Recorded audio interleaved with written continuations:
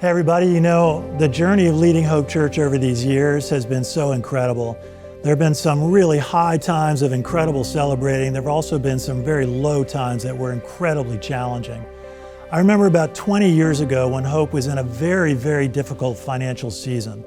Personally, I didn't have two nickels to rub together either, so it felt like the shortages of money were putting pressure everywhere in my life.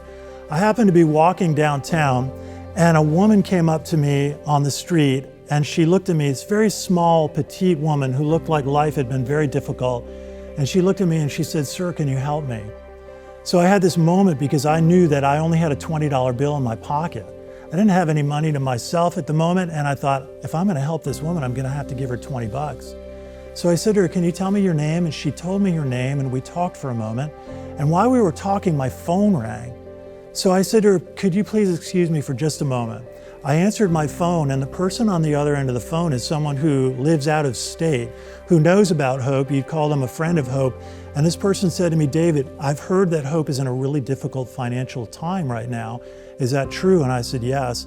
And this person said, "Well, I'd really like to try to help if I can." So now I'm conflicted because I think I have to talk to this person, but I can't disrespect this woman in front of me. So I asked the person on the phone, "Could I call you back?" And they said, "Yes." So I came back to talk to this woman.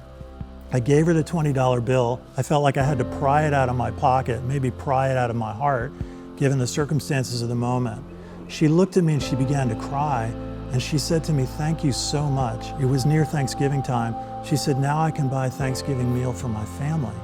She's crying and she looked at me and she said to me, "Could I touch you? Are you an angel?"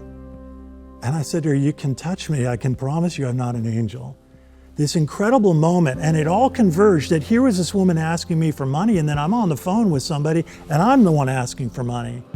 Later in the day, I talked to this other person, and the next couple of days they made a sizable 6-figure contribution to Hope that helped us through a really crucible season.